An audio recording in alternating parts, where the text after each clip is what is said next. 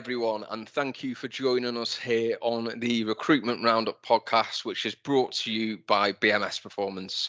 For those of you that are joining us for the first time, BMS Performance is a specialist sales and marketing recruitment consultancy. For the last 30 years, we've been helping businesses across the UK recruit for vacancies at every level. And today, Mike, really excited about this one. We are joined by a company that we work really closely with, within recruitment. So I think a good way for us to maybe set up the introductions today would be, over to yourselves, Kirsten and Maria. If you want to let us know a bit about yourselves, the roles that you kind of recruit for, and where you guys are from. So I'm Kirsten. I'm the interim recruitment advisor at BRAUN. So the areas I really cover are sales marketing, central services, and where else needs a little bit of help in recruitment throughout the business. So that's a bit about me.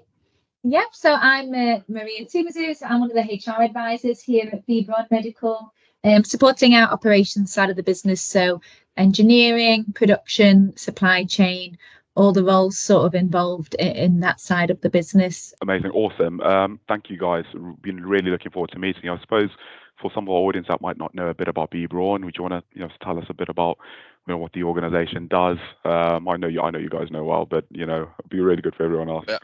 Yeah, of course. So we're part of a global company. So BRAUN is a global business, and they have companies set up all over the world. So BRAUN Medical is one of those within the UK, alongside BRAUN Avitum and BRAUN Sterilox. They're all part of the UK group. So what we do is we supply instruments, services into the NHS, as well as private medical and into the veterinary market as well. So that could be employing nurses to deliver a home service, to sales representatives going into theatres and working alongside the surgical consultants, talking them through the products that they're using, to training up the nurses within the wards as well. So 15 different therapy areas covering loads of different products and services. So BRAUN, one of the most successful medical equipment manufacturers in the world, I think, quoted in America as one of the premium organizations in terms of diversity, inclusion, and you are one of those companies that have really stood out in terms of focusing and successfully recruiting for people based on skills.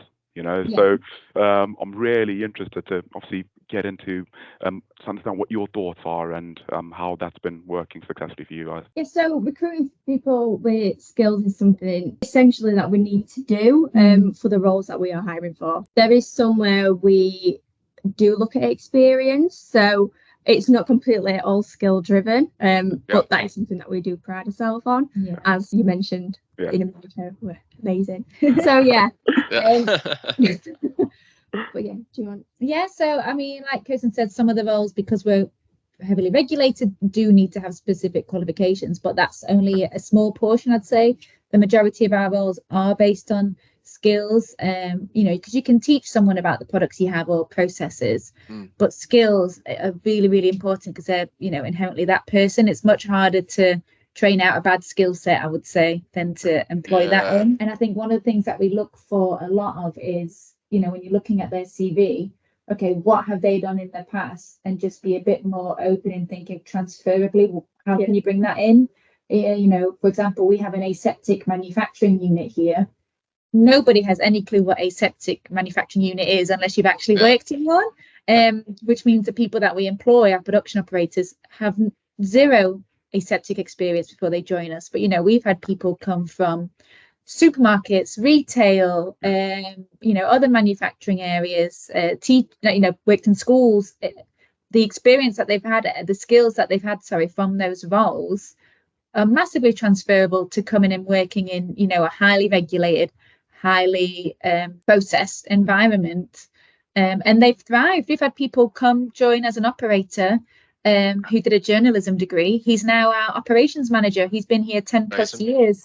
That's in our production role, never mind in our sales roles and our other areas in the business where people with zero sales experience, but have come in. In fact, we've had somebody who was a recruiter who joined us, and using their recruiting skills meant that they could come in and they been a successful salesperson, 2 years down the line, they've just won, salesperson of the year.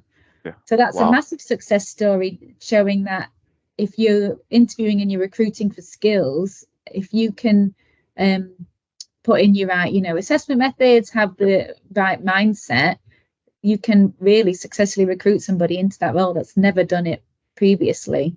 Yeah. And I think that's something that we figured out a few years ago was really, really important when it came to recruitment and getting the top performers really into the business. That's really interesting. There's loads that we can funnel into there. You said it was a couple of years ago that you decided to start recruiting for skills. Could you walk us back into like what the situation was there and what made you decide that you're going to recruit more for skills than experience for different roles? Yeah, so we were in a period of recruitment where we were just finding it really difficult to get people in. Our managers were really set on people having specific experience, in a certain industry, in a certain area, or having to have sales experience as an example. And because of that, it really limited their talent pool, which meant that when it came to recruitment, it was taking weeks and months to fill these positions because there just weren't people around who fit that mold that they had in their minds. Never mind if you're trying to recruit in a location that's not really a desirable place to live, which we often seem to do. And struggle with. As I'm sure you're well aware. Or the volume of candidates is just lower in some areas. We often find that if someone gives us vacancy over in Norwich, with the best one in the world, there's just not as many people in Norwich, and it's hard to get to, so it's harder to recruit experience in. Really difficult in that area. We also struggle in like the Swindon, Basingstoke, that area of the world for some reason seems to be, not the best suited for people. But again, that was something that we came up against. That meant that we weren't getting the people in. The businesses were suffering, employees were stretched because they were covering several territories. And I think it was a bit of us having to re-educate our recruiting managers and saying, look, you are restricting yourself by doing that. I know you've been so set on having these people in, and it might have worked in the past, but the market has massively changed. Generationally, the candidates have changed. People want different things. People are making career moves. People aren't just staying in one role, one career for all their lives now. People are changing at any point in their lives, careers, and which means they don't necessarily have that experience that comes with being in that role for X amount of time or whatever. So it was a lot of re-education, a lot of influencing, changing mindsets, getting other people involved, in your panels, making them a bit more diverse, rewriting job descriptions. And I think just basically saying, look, we're not getting anywhere doing it this way. Let's just give it a go. Let's just try this way. If it doesn't work, it doesn't work. But we've not gone back. So I've got a question. But let's say you've got a brand new vacancy and you've got an opening, and how do you guys tend to determine whether this is a role that you're going to be recruiting for skills or maybe, specific experience on someone's CV? I mean, it has quite a lot of different factors. So the first thing we look at is, okay, where in the business is this role going to be placed? If it's going to be placed, for example, in our nursing team, then yes, definitely qualification is something that they're going to need. So like I said, we do have some roles where they absolutely need the qualification. So engineering, nursing, our pharmacy area, the regulatory affairs department, they're very, as I already said, regulated roles. So they do need to have those qualifications. In terms of our other roles in the business, a lot of it is based on the seniority. Is it more of a junior role? Can you bring somebody in who's more entry level? Does it need to be somebody who's more senior in terms of their sales? The way that the business is at that moment, do we need somebody who's going to come in already have an idea of what they're going to be doing and then just place somebody in their away, or do we have that time to train and guide somebody who is very, very fresh to that area? I think so for example, in our sales areas, depending on what the products are, sometimes you do need somebody who's got the experience. For example, I think you've been working on a lot of roles, Kirsten, that are more surgical based at that side of the business. And I think this is quite a good one because historically, when we recruited into our neuro sales business, they just wanted somebody with neuro experience. Mm-hmm. But you've been working with them quite a lot now, and they're very open to people coming from in different areas, still within the medical side, but they're open for maybe someone from orthopedics to come in, or another area where they've got the sales experience, they've got the relationships already built, but they can learn the products, they'll be making new relationships, so that's good.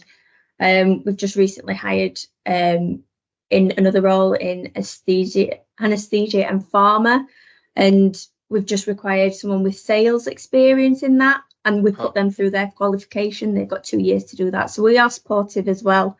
If we're hiring people who've not got the experience or the skills, we will guide them through the process. They'll be learning on the job, so they're going to gain a lot more experience and knowledge in the role than they would just sitting at home reading a textbook and then applying for the roles. Yeah, and we've learned sorry, go on. Sorry, no, go on, carry on. I was just going to say, we've learned from previous recruitment, not to pigeonhole everybody who comes from this same area of industry or whatever, but you know, in our production unit, if you've come from heavy manufacturing, you don't seem to be able to integrate into the environment very well. So we kind of already know that if they've got, you know, steelworking or anything like that on their CV experience, we've just had so many people come through with that and it's not worked out because they just can't adapt, that we sort of know that area won't really work. Whereas, you know, other areas where they are quite process driven, not in medicals, but just anything, you know, could be they've worked in schools, which obviously has to be very strict in terms of what they do, or food.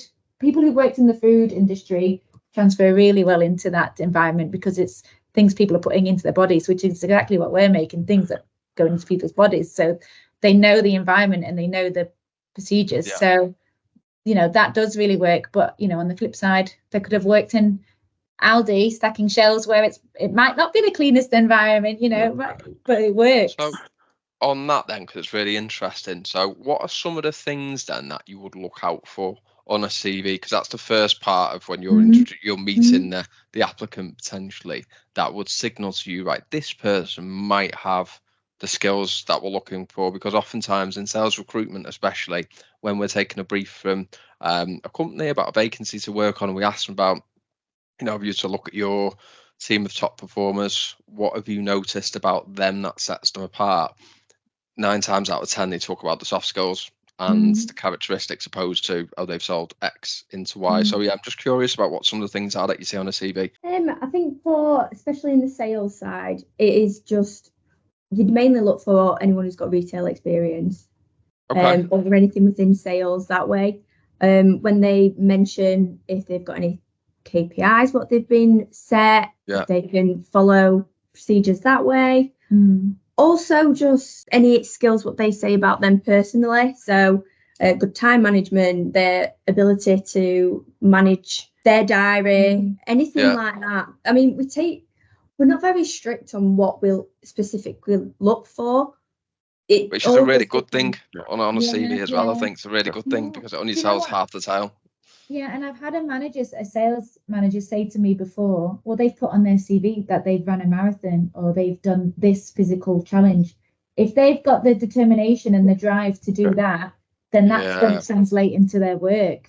And so I thought, actually, and he changed my mindset, and I was like, you know, that's a really good point, actually, because I've ran a half marathon.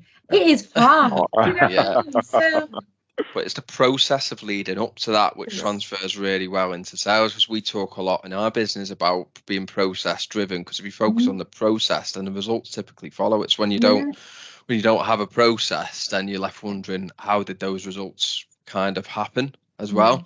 So I'm really curious as well, because we got a lot of we will have other internal talent professionals that listen to this.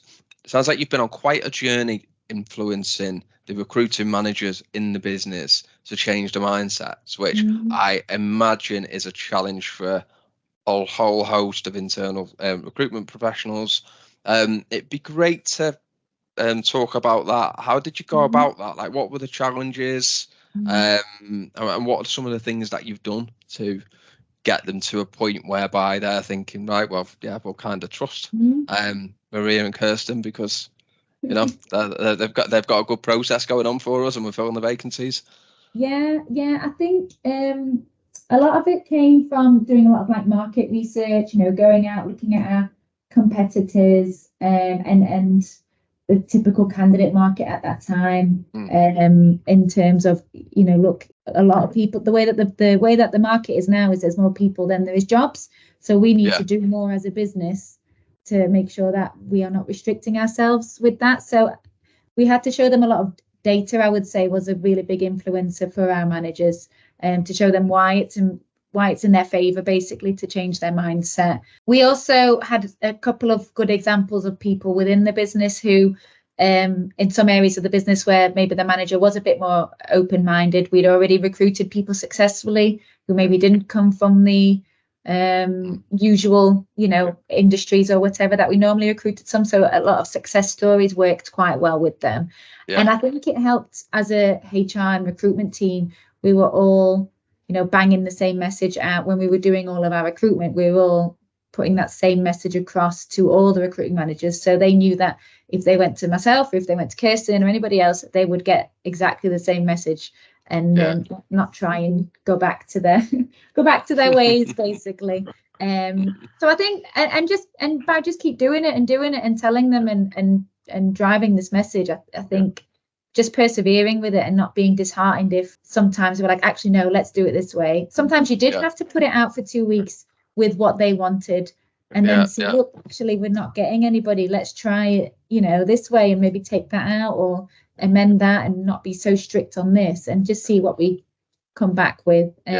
Sometimes you do have to kind of let them do it their way first to sort of show, well, you've had a go. People have got to feel the pain themselves a little bit before they decide on changing. I think for me, because I've come from a different industry, so I've come from like the tech and gaming side.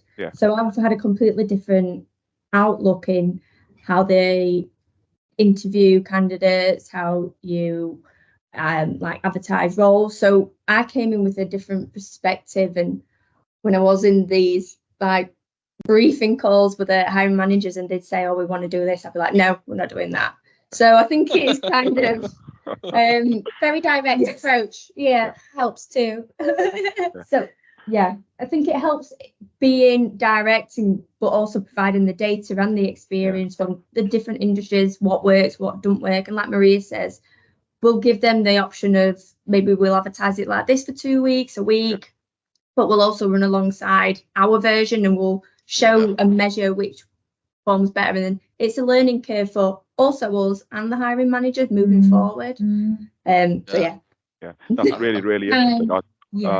I've got just a question just on the back of that, and I imagine you've obviously done well to overcome that resistance, but there are going to be some listeners that will listen and be like, well, surely that doesn't work, that can't work. So I suppose, have you guys got, you haven't got to name any names, but perhaps any success stories, maybe any person that's come into the business from a background that you guys wouldn't have considered, and that's gone into flourish and become maybe a top performer? Is that something that's happened? To be fair, we have had somebody, the person who actually won the salesperson of the year this year, who is in the neuro team.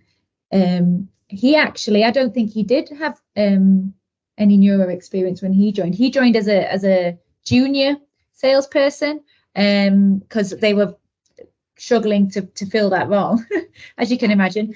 Sales reps with neuro experience are very few and far between, because they're a very niche piece of medical equipment. And they've been trying to sell this one product for a long time. He'd just done a business degree, didn't really have much experience, straight out of university, looking for his first role within the company. Was located in the right place. They interviewed him and obviously thought that he had something about him, gave him this opportunity to join the business as an associate salesperson. Like I said, they've been trying to sell this product for 5-10 years. And then, in 2023, he managed to sell the first machine into a hospital, which is a very, very, as you can imagine, niche product, very unique product, expensive product. And, just through that perseverance, he's managed to do that. It's been a real success story for him, because that's somebody who, because of circumstance, they had to recruit somebody that they would not have normally recruited, probably gone against the status quo at the time. And he's done exceptionally well. He's a, really valued member of that team. He's a mentor to, other junior members in that team now. And yeah, when we went to the business conference this year, he got the top prize, which is, you know, what every salesperson in the business wants to achieve, really. So he did exceptionally well. Amazing success story, that, isn't it? It really is. We talked about how you identify skills within a CV. You mentioned the word like a different type of assessment process, and there'll be different type of interview processes, no doubt. It'd be great if you could give us some examples of, you know, what an assessment process, you know, looks like to unearth skills over experience, or even if you want to talk about how you unearth specific experiences. That again will be valuable to listeners who are always thinking about, is the interview process that we're conducting, is it the right one, is it challenging enough, etc., etc. So it'd be great to get some of your experience and feedback on that, I think. So we've got processes like online assessments before you come to a final interview, so that could be measuring like your skills on Microsoft software, like Office, Excel. We have assessments where you'd have an assessment and bring that into the final stage interview. I think you do a really good one, don't you, with the surgical sales team and a role play. Oh, selling a product. Yeah, selling a product. Yeah, that's really good. I love that. Yeah, so it's not a pen. It's not a pen, is it? No, it's a chair. I think it's a chair. We've had one before, and it always stands out. And it was the person was unsuccessful, but he brought in the product and let everyone around the room, like, this is how you do it, and sold it to us. Like, I want it, and I'm not even in the medical field. I'm not going to sell it. I'm not going to use it. But what was the product again? It was like surgical equipment for when you are an ortho surgeon. Yeah, going in and getting the things, sutures. Yeah, I don't even know all the medical terms. Together we'll figure it out. Yeah, and then another one came in and sold a heated vest. Now me and my partner's gone and bought one of them because I'm always cold, so it worked. My wife needs one. Yeah, she's always cold. That saved me some money. Do you know what though? The recruiting managers love a role play. Yeah. They love to come in and act it out. And you know, the minute you say role play to some people, they are like, no, thank you, I'm out. No, thank you. But it works sometimes. It does work sometimes. And we try and do a lot of group assessments. So, you know, if it is an entry level sales role, what we've done before is we've done an initial, you know, Microsoft Teams interview just to get, you know, a feel for the candidate as a screening process. And then we invite a group of, you know, 4 or 5 candidates to an assessment centre, which will include other members of that team and the recruiting manager, some sort of role play, you know, interaction with them over lunch, opportunity for them to, you know, ask some questions, give them a topic for them to go away and, you know, do a 5-10 minute presentation, go away and prepare it and then present it back in that afternoon.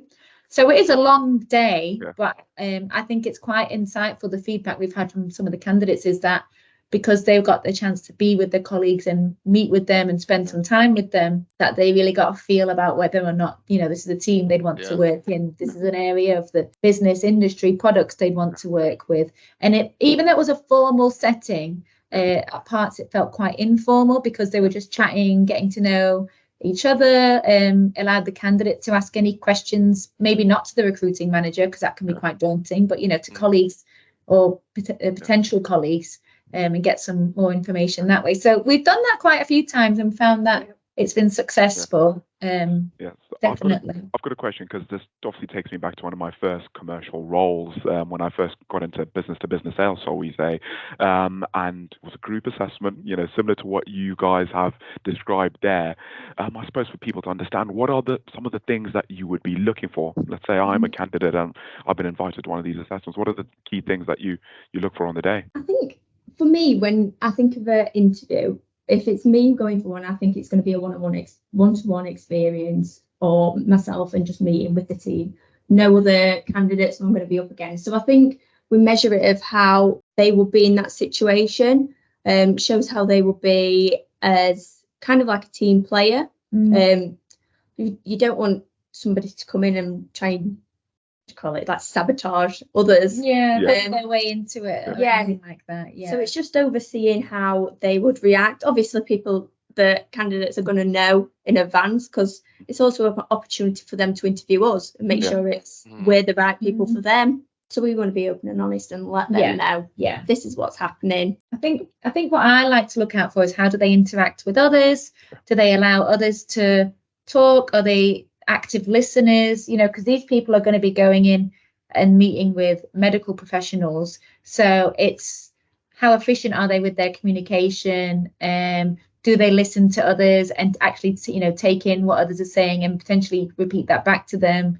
Inclusive of everybody's ideas? Do they, I know this is a lot, but do they maybe make it an environment that people feel that they can raise ideas with, have an open discussion with? They're not going to get immediately shut down whatever they propose, which I know is a lot to put on somebody in an assessment centre. But you'd be surprised at how a lot of people do have those natural abilities without even knowing that they're doing it, or knowing that everyone else in that room, you are going for that one job. So you still have to treat them with, you know, dignity and respect, even though you want it more than that individual may want it or whatever. You know, it's knowing that you can be professional and work with others when you've probably got the same goal but very different priorities, I would say. I'm curious, what sort of psychometric or testing tools or anything like that do you incorporate within your recruitment process? Because we did a whole podcast with sales director from Thomas. I'm interested in that side of it as well, what you do and how much that informs your decisions. For sales roles, we do have an assessment where we send out prior to the face-to-face interview for them to complete. So we'll have the feedback then before they come for it. We'll present that to them, show them and talk through it, see what the result is and ask the candidate if they agree with it, how they feel about it. So we'll have an informal discussion with them, because it can surprise you how people come across or how you've come across on that. And I mean, we'll look at it, but it's not something set in stone that will go off. I think it's more, we take it on face value, how someone presents themselves, because ultimately that's how you're going to be, especially in a sales role, going out into the NHS and dealing with surgeons or nurses or anyone that they're going to be speaking to. So we'll try and take that on board. I agree. I think we use it more of a discussion point rather than an assessment tool, because we do MBTI within BRAUN. All of our employees, a lot of them do an MBTI profile, which is a psychometric, form of psychometric testing. And again, when people get those results back, they're like, this is not me. And that's within the business. So again, we do use it just more of a discussion tool, maybe a reflection point for the candidate. Sometimes people have read it and think, you know what, this was a big eye opener for me. Maybe a bit more self-awareness in terms of the things that are in the report that they feel they do or don't do. But yeah, like Kirsten said, it's a discussion point rather than an assessment tool. Yeah, I think it's no surprise that you guys are recruiting very well in recruiting skills over experience quite well, but finding experience when you need it, because you've got a really comprehensive interview process. You're bringing assessments in to create an environment where people can show themselves and show their potential. You're bringing in testing tools as well and online assessments. It sounds really, really thorough. I'd love to move on to onboarding. I think that's the way the direction Sam was about to travel into. So you've got the candidate that passed through the process.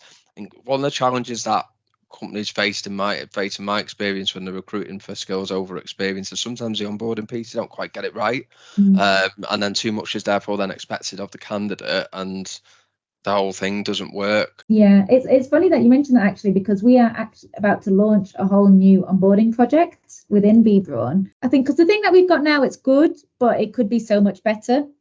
Our onboarding, it does involve a couple of days at our head office here in Sheffield. So wherever they're based, we ask them to come to head office on their first day here in Sheffield, spend time with us, spend time with their manager, make sure that their manager's here to greet them. Get all the right. Yeah, get them all set up for the role in that side of the onboarding. But then also, making sure that you allow time for them to reflect, decompress, not throw too much at them too soon, especially if they're brand new to the role and to that industry. If you throw so much at them, they're just going to be absolutely brain fried and not take anything in. So I think what we've learned is not to do that. We've tried it. It didn't work. People got very overwhelmed. We acknowledge that. We get that. And we're trying to change it. Getting them out shadowing and observing their colleagues, giving them days at home to have that downtime and that reflection time, assigning them a buddy, not necessarily somebody in their team. Could be another salesperson elsewhere in the business, could be someone who does a completely different role, but somebody who they feel a safe space to go and ask the questions that they don't want to ask their manager, they don't want to ask somebody in their team. Having that opportunity to speak with somebody and be like, actually, hey, you know what, can you just go over this with me again? Or I'm struggling, or what do I do about this? And that's been a really useful tool, I think, within BRAUN, having buddies, having mentors available to people. But yeah, this whole new project is looking at how we can better onboard our field-based colleagues into the business, and that's something that the managers themselves, we put a call for action out to the business. We had about 10 managers come back who wanted to lead this project, all in field-based roles, which is amazing. 5 years ago we would never have gotten that. So I think there's been a change in mindset where people are actually acknowledging that, we do need to do better for our colleagues joining the business, and I want to be a part of that. I think as well, because we've got the when we are onboarding somebody, we've got a timetable what we always send out, so it's giving the candidate, I think it's maybe 3 or 4 weeks, and they'll know what day, what time they are having this meeting with so and so, and this is what the hiring manager and the team have all gone through. Hannah, in our onboarding specialist as well, she goes through this with them, books time in, so the candidate is aware over the next 3 weeks this is what I'm going to be doing. So it also gives them a insight of when they have got that downtime, when they're going to be on the ball, when they're going to be learning, who they're going to be meeting with. So like I said before, it's about being open and honest. They know what they're going to be doing. Yes. When Kirsten was joining the business, she came and joined us for a team day prior to her first day. So that, I think, well, how did you find that? Brilliant. You've built them relationships before. She has to say that though, so it's fine.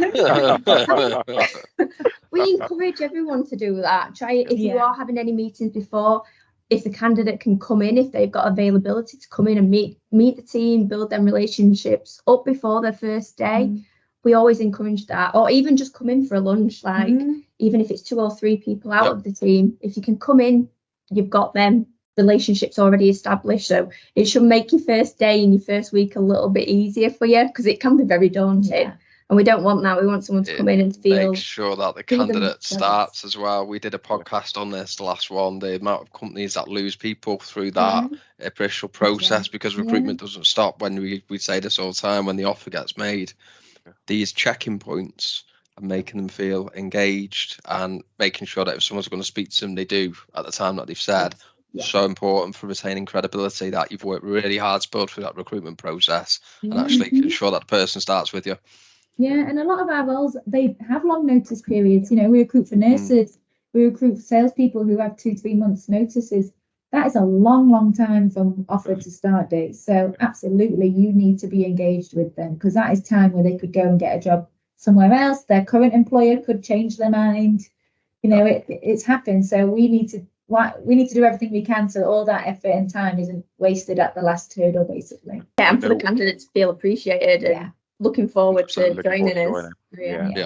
I know what I really have liked as well, you guys speaking about the back to school timetable, a 4-week timetable. I think that's so good. But I suppose I've got a different question to ask you guys, because it sounds like as an organization you continue to be forward thinking, thinking about your recruitment process, onboarding. All these things are fantastic, but I did sort of start the podcast by speaking about how BRAUN as an organization have been acknowledged as one of America's greatest workplaces for diversity and inclusion, right? So a question for me to ask, when I think about maybe the UK recruitment strategy, what probably goes into that to ensure that these high standards continue to be met going forward? I think as a business, BRAUN in the UK, we've done a lot of investment into diversity and inclusion as a business, and what we can do where to be more inclusive and educate our employees on this. I think when it comes to recruitment, we try and shout out about, if you do want to join BRAUN, we try and be as open and diverse and inclusive as possible, and that starts at recruitment. So making sure that our adverts are accessible to everybody, you know, whether it's advertising them on different job boards, using the government schemes, using university job boards, you know, things like that, so that you're reaching a massive wide demographic of people, and you're not just pigeonholing it to everybody who goes on LinkedIn or people who use Indeed, for example. So that's something that we looked at, as well as, you know, putting on our adverts that if you do need any reasonable adjustments, if you do have any concerns, if you do want us to adapt the process, if we can and it's reasonable for us to do so, then we will. You know, we're very open to that, I would say, as a business. Yeah, we've also added that on when people do apply for a position, we have a list of questions like quality and diversity, and also on there they can list if they do have any special requirements. It saves them wanting to, or if they don't want to speak to somebody about it, they can just write it down there and we are aware then. And we've also got that for any future applications, so it's all on our system. If they apply for another role, we've got that, so we know how to move forward, what we can do to help the process for them, and we've just streamlined it that way. Yeah, I mean, our strategy, we say everyone everywhere matters, so moving forward with that, we take into consideration everybody, so that's how we are. That's how we've started to operate. Yeah. I think the very fact that you recruit in the way that you do, virtue of that means that there's less bias involved anyway, because you're recruiting a lot for outside of your industry sector. But then by creating the type of processes that you do, brings with it more diversity within the talent pool, because you're accessing a bigger talent pool as well. So yeah, it's all really interesting. I've got a question before we finish off, and it's slightly off piece, but a lot of internal recruitment teams, and also us as well, you know, we look at the sort of technology that we use these days and like the impact of AI. Like, where do you bring in sort of technology within your like recruitment screening processes? What impact are you seeing within AI at all at the moment in what you do? And also, you know, we look ahead, like what do you think is gonna happen within, you know, internal recruitment in that respect? I'm just really curious, because it's rare that we get to senior internal talent people on. So coming from the tech background, I worked a lot with AI, like posting like job descriptions, creating them out, literally loads of things. You could spot if a CV or a presentation had been made with AI, so there's things to look at. ChatGPT, and I think moving forward there's going to be a lot going for that, because we've recently been told about how CVs and presentations are more and more getting used by AI. So you can upload a CV and a job description, and it'll piece it together, and then obviously that'll get sent in. So that's something that we're going to have to look out for. How do you look out for that though? How will we know? I'm guessing it'd be wording, because there's definitely a lot of wording. I know when I've used it before for like job descriptions, I'm like, I would never write anything like that. It makes me sound brainy, and it's not how I would write it. So I think we're still a bit behind when it comes to technology, to be honest, for such a large organization, because I think because we're such a global organization, we are a bit dictated to by our head office, as you can imagine. So the fact that we've got our own recruitment software is mind-blowing. But some of the things that I suppose we do, we utilize it a bit in terms of obviously doing video interviews technology wise and sending our assessments online and that sort of stuff. We have a tool that we use, like a bit of a decoder, that we run all of our adverts through, recruitment questions, anything like that through, and it gives us a score on how inclusive it is, how masculine it might be, how feminine it might be, the reading time, how hard the language is involved, like how difficult it might be for a person to read and understand. So, I mean, it picks up words that are naturally feminine and naturally masculine. Who defined those genders? I've no idea. But it just gives you a bit of an idea. Sometimes those words, those terms do need to be in the advert, and you can't take away from that. But it's just making sure it's not too one-sided, as in too masculine or too feminine. So then you're subconsciously, you know, discouraging a whole group of people to to apply. So Yeah. that tool, we do use that for quite a lot of things, don't we? Within Yeah. not just recruitment, but any presentations we might be writing or anything That's like that. interesting. Yeah, it's really That's interesting. Workshops. So like we'll go on the LinkedIn workshops. So although it's only specific to LinkedIn, they'll tell us about anything what's upcoming, anything what's getting taken off. Yeah. So we can build up on that, and like they suggest you should only have 150 characters or something for a job advert. So we distribute that after we've all been on it to the wider team. When we're doing briefing calls, we'll let the hiring managers know. Yeah. I think we will always do the face-to-face interview style, and we'll never go away from that. But I think we will just learn to adapt and bring in more technology to run alongside that. Yeah.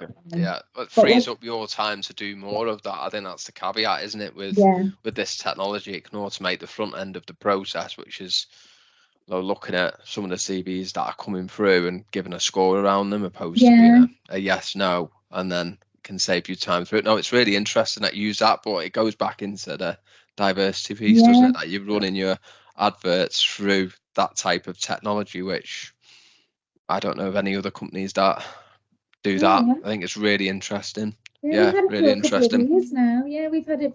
It's an old hat now in the HR team, that software. Which is nice for us, I suppose. But surprising for other businesses. I think we just, you see other businesses that they use those pre-recorded videos, don't they, where the candidate gets the question and then, okay, you've got 2 minutes to record your answer now. I don't think we would. I don't see us ever doing that, to be honest. We have done it once. Yeah. We've used it for a sales role, but it's not been a case of, right, we've asked you 3 questions in one, you've got 2 seconds to answer it.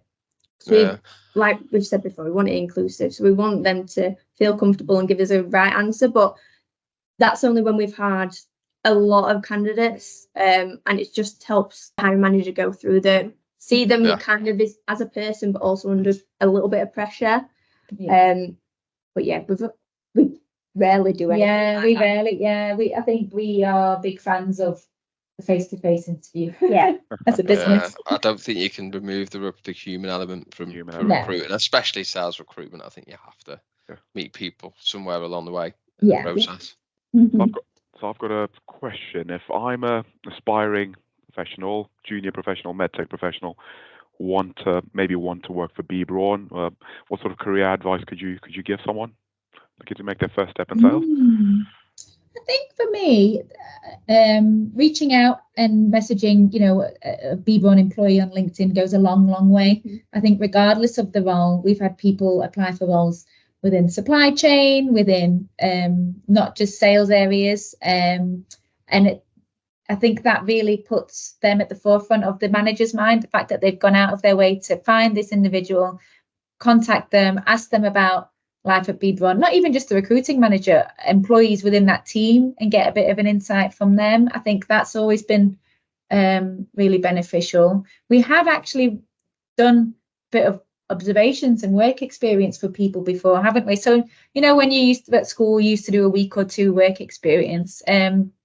We've had people who, are school leavers wanting to come into the industry, not really knowing where to start. And we've given them, some time within the business to just learn from that different area, giving back to them, giving them an opportunity to see what life in this industry is like, really. And they just contact us through, our customer care team or reception, or, they might find our emails on LinkedIn or whatever. We've had a lot of prospective people reach out, haven't we, and ask for those sort of opportunities. And where we can, we'll always try and accommodate it, because it's not a lot of time out of your day, is it? And it really impacts that individual as well. So we do try and give back where we can in that way. I think lovely one. I suppose last one from my end. When you think about BRAUN as a company, why would someone want to work for you guys when you think about the future and what's exciting you guys over the next year or so? But I'll do mine. I used to drive, because I live quite locally, I used to drive past BRAUN years ago. And I always knew a little bit about it, but never much in depth. And I was like, I'm going to work there one day. And then obviously later on in life, I've gained knowledge and experience from different industries, and the job role came up, and I'm like, right, this is it, this is my chance. Yeah. And I have. And also when I come into it, like learning more about the industry and BRAUN itself, how it is still family owned. It's got that feel. Like when I came in for my interview, the lady on reception, beaming smile. She's still always got a beaming smile. Yeah, she does. Says hi to everyone who walks in and out. You'll have seen this when you came. Yeah, no, for sure. And it's just the atmosphere, working in the office. It makes you be proud and want to find out more. When you go out somewhere, like, I don't know, when we go to careers fairs, you've got that sense of pride, and it's a great selling point because you've got your experience. Obviously, me coming from a different industry and learning more about this, that's my little story. Anyway. I know I've jumbled on a bit there, but that's fantastic. So thank you. I think it's important to say as well that obviously we've got a lot of field-based staff, Yeah. Who may not come into the office every day, but I think the interaction that they have with their colleagues, people who work at BRAUN are just generally nice people, and that feel is felt whether you're in the office, whether you're based elsewhere. I think that generally comes through.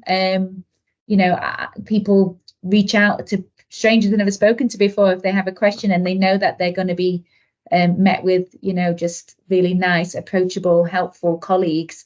Everybody within BRAUN has that same common goal and are really passionate and proud about what we do. And I think that really does come through. And the feedback that we get from not just people who are employed within BRAUN, but customers that they might have interacted with, medical professionals, the general public, is that BRAUN are just generally lovely people to work with. I think as well that when we are doing face-to-face interviews, sorry Sam, we'll often introduce ourselves going around the table like the team, and it's very, very rare that you will get somebody who has been here less than 5 years. It's insane coming from like different areas in the business, not in outside of the industry, where people have had such a high turnover and they've stayed maybe most 5 years at a company, whereas that's the minimum. There's people who've been here 25, 30, 40, but they've had so many opportunities. I think as a business, people have started in one area of the business and they have massively changed their careers, because that's the sort of opportunities that you have within BRAUN, I'd say. Yeah, it's a fantastic way to round it up. I think it's good for us to end there. Where can the people find you?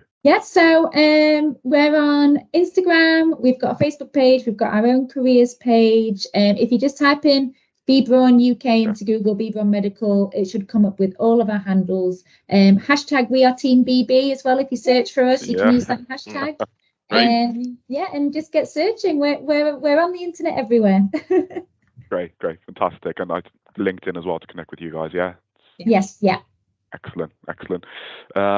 Thank you again. What a fantastic episode of the BMS Performance podcast. Thank you so much for taking time out to speak to us. And thank you, guys. Looking forward to part 2. Cheers, guys. Thank you, guys. Right, cheers. Bye-bye. Bye-bye, everyone. Thank you. Thanks for listening.